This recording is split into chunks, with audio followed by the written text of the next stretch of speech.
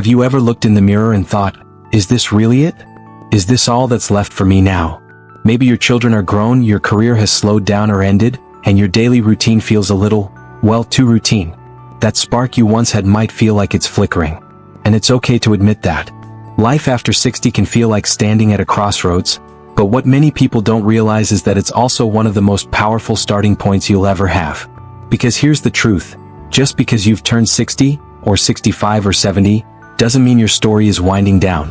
In fact, this chapter might just be the most exciting one yet. You've got wisdom, experience, resilience, all the things that take decades to build. And now, you get to use them in a whole new way. Reinventing yourself isn't about becoming someone different. It's about uncovering parts of you that might have been hidden under responsibilities, routines, or even doubts, and letting them finally breathe. Now, you might be thinking, but where do I even begin? Don't worry. That's what we're going to explore together today. We're going to talk about how you can rediscover your sense of purpose, reawaken your passions, and create a life that feels full, not just in years but in meaning. No fluff, no impossible expectations, just honest, simple, and inspiring steps to help you feel alive again. Let's start by talking about something that often gets overlooked, and that's permission. Not from anyone else but from yourself. So many of us grow up in a world where we're taught to play roles. The responsible parent, the hard worker, the dependable friend. And somewhere along the line we stop asking, what do I want? Giving yourself permission to explore new interests, say no to things that no longer bring you joy, and say yes to something unknown. That's where reinvention begins. One woman I spoke with recently, Susan, was 62 when she finally gave herself permission to take up painting. She'd always loved art but had tucked that dream away while raising 3 kids and managing a full-time job. It felt selfish, she said, like I was doing something indulgent. But now, she paints every morning before breakfast, and she says it's the happiest she's felt in decades. No, she didn't become famous.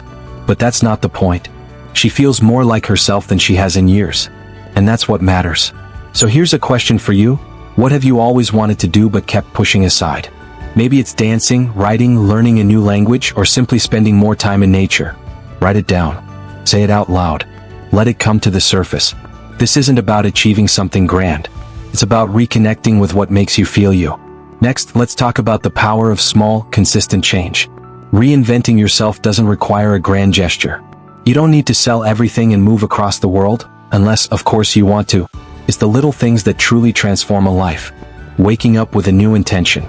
Trying something unfamiliar. Reaching out to someone you haven't spoken to in years. You'd be surprised how much shifts when you start shifting just one thing at a time. I once met a gentleman named Frank who after retiring felt completely lost. He told me, I didn't realize how much my job was my identity. So he made a deal with himself. He'd try one new thing every month. One month it was yoga. Another month he volunteered at a local animal shelter. Then he took a course on digital photography. A year later he said to me, I don't think I found myself. I think I built myself again, one little experience at a time. That's the beauty of this stage of life. You don't need to rush. You get to build slowly and deeply. And here's something else that often surprises people. You don't need to have it all figured out to get started. You can begin messy. You can begin unsure. Just begin. Because clarity doesn't come before the journey, it often shows up along the way. Give yourself the grace to explore without needing a map. Trust that you'll find your path by walking it, not by planning every step in advance. Now, while we're here, let me say this clearly, it is never too late to meet new people, form new connections, or deepen existing ones. Humans are wired for connection. And while it may feel more challenging to make friends or find community as we get older, it's not impossible. It just requires intention. If you feel lonely, you're not alone in that. But reaching out, even just once, can be the first spark of something special. Join a book club, sign up for a local class, or simply start chatting with someone during your morning walk. A kind smile and a shared story can go a long way. And if you've experienced loss, whether a spouse, a friend, or simply the identity you held for so long, please know this, grieving what was does not mean giving up on what could be. Reinvention doesn't erase the past. It honors it, and then gently opens the door to something new. So let's take a deep breath together. Imagine standing in front of a blank canvas. There are brushstrokes behind you, some bright, some dark, all meaningful. But the space ahead is wide open. You get to choose what colors you'll use, what shapes you'll create, what story you'll tell from this day forward. Because no matter where you've been, how many birthdays you've celebrated, or how stuck you may feel, Your next chapter is waiting. And it's yours to write. Now that we've talked about the power of permission, small changes, and meaningful connection, let's keep going. Now that you've taken that first breath and maybe even felt a flicker of curiosity light up again, let's keep that energy moving. Because when it comes to reinventing yourself, momentum matters, even if it's slow and gentle. And one of the most empowering ways to build that momentum is by rediscovering your sense of purpose. Purpose doesn't have to be some huge mission or world-changing cause. It can be something that simply brings you a sense of meaning. Something that gets you up in the morning with a feeling of, yes, this matters. For some people, that purpose might be in caregiving, looking after grandchildren, mentoring younger folks, or supporting someone in the community. For others, it could be creativity, travel, spirituality, or simply learning something new. Purpose isn't one size fits all. It's deeply personal, and it often changes as we do. A woman named Grace once told me that she'd spent her whole adult life as a nurse, caring for others. After retirement, she felt like she lost her identity overnight. I didn't know what I was here for anymore, she said. But when she started volunteering just once a week at a community garden, something shifted. It was quiet, she said, but I felt useful again. And not because I was fixing anyone, just because I was present, helping something grow. Isn't that beautiful? Helping something grow, whether it's a plant, a relationship, a skill, or even your own sense of self, that's purpose too.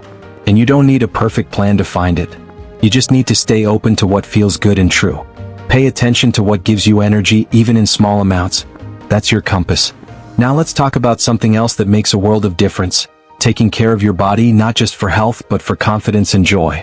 Reinvention after 60 doesn't just happen in your mind or your heart. It also happens when you feel good physically. And no, this doesn't mean you need to run marathons or join a gym if that's not your style. It means moving in a way that feels alive. Stretching in the morning. Walking around your block with music in your ears. Dancing in your kitchen. Moving your body is like telling yourself, I'm still here. I still matter. And when you care for your body, you begin to feel more connected to your spirit too. One gentleman I met, Harold, told me he started doing Tai Chi in the park every morning. I'm not trying to be a master, he laughed. I just like the way it makes me feel steady. And that's the point. You don't need to chase youth. You just need to stay in touch with your vitality, whatever that looks like for you. And speaking of vitality, let's not ignore how powerful it is to refresh your surroundings. Our environment affects our mood more than we realize. Sometimes a simple change, rearranging your living room, planting a few flowers, letting go of things you no longer need, can create a wave of freshness in your life. It tells your brain, something new is possible here. One man I remember, Carl, 68, completely redid his home office after decades of leaving it untouched. He cleared out the old paperwork, painted the walls a soft green, and added a bookshelf with some of his favorite books. It felt like I made room for a new version of myself, he said. And that's exactly it. When we clear space physically, we make space emotionally too. And sometimes, reinvention comes from allowing yourself to dream again. I know, dreaming can sound like something we do when we're young and full of ambition. But hear me out. Dreaming after 60 isn't about chasing something to prove your worth. It's about honoring your imagination. It's about saying, I still have visions. I still have ideas. And they deserve to be heard. I met a woman named Eliza who, after 40 years of marriage, found herself divorced and alone. She felt completely adrift. But one day she started writing down things she still wanted to experience, not as a bucket list but as a whisper from her heart. She wrote down, see the northern lights, take a pottery class, and even, kiss someone under the stars again. Slowly but surely she began to bring those dreams to life. She didn't rush. She didn't force anything. But she gave her dreams space to breathe. That's what I want for you too. To give your dreams, the old ones you've shelved and the new ones that are quietly blooming, permission to exist. They don't need to be perfect. They just need to be yours. And as you rediscover these pieces of yourself, purpose, movement, environment, imagination, you'll start to notice something magical. You'll begin to feel lit up again. Not every moment, not every day, but enough to remind you that life isn't over, not by a long shot. Because reinvention after 60 isn't about becoming someone else. It's about coming home to who you truly are, perhaps for the first time in a long while. Let's keep going. As you begin to rediscover your dreams and refresh your surroundings, something else naturally starts to happen. You become more open to connection. And let me tell you that openness is powerful. Because while solitude can be peaceful, it's connection that often reminds us we belong, that we're not invisible, that we're still very much part of this beautiful, messy human experience. But connection doesn't always mean a big social life or being surrounded by people all the time. It can be quiet, meaningful moments, a chat with the neighbor as you water the plants, a phone call with an old friend, or even a smile shared with a stranger at the grocery store. These small interactions have a way of weaving life together. They remind us that we matter to someone even if it's just for a moment. One woman I spoke with, her name's Lydia, said she used to feel deeply lonely after her husband passed. For a while she shut everyone out. I thought people were just being polite, she told me.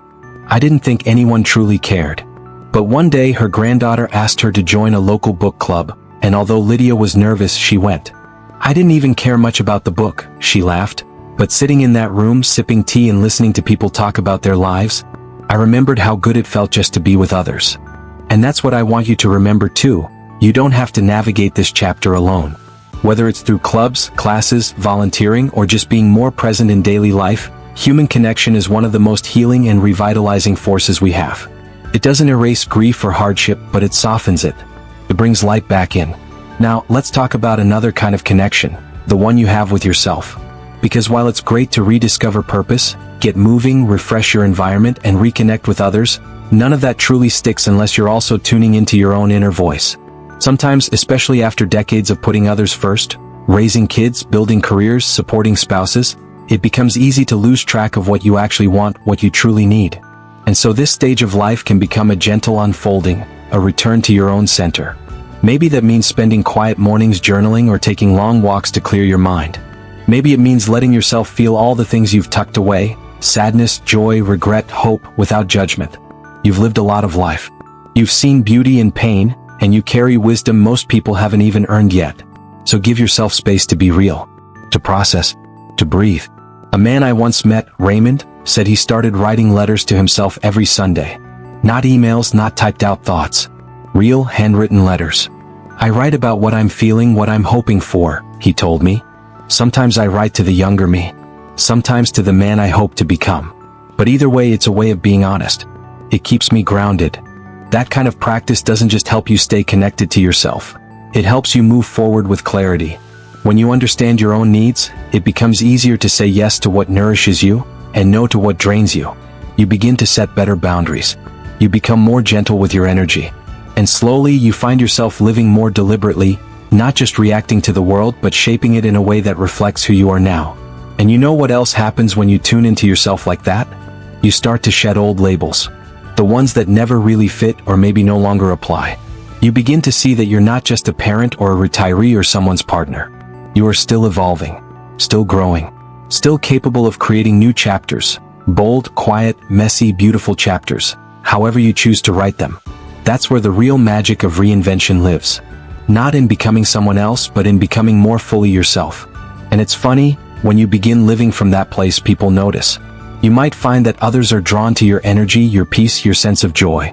You might even inspire someone else just by being who you are.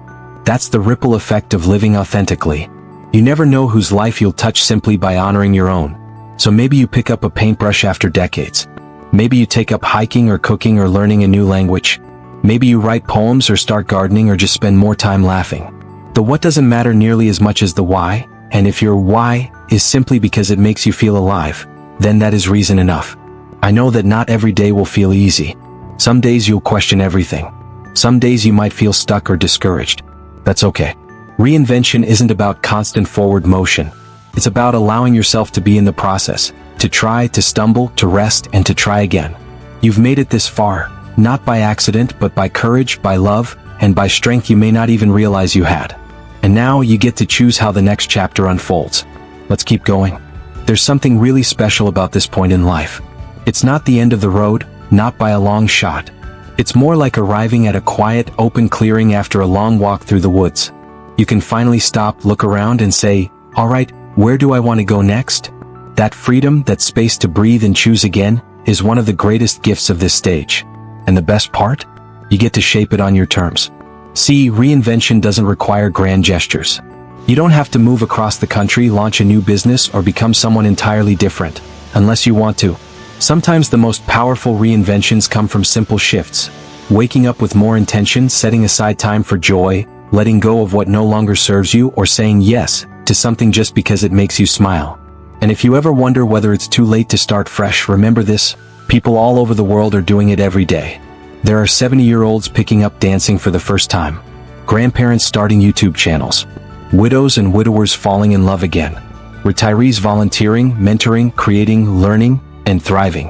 Not because everything is perfect, not because they never feel afraid or uncertain, but because they've decided they're not done yet.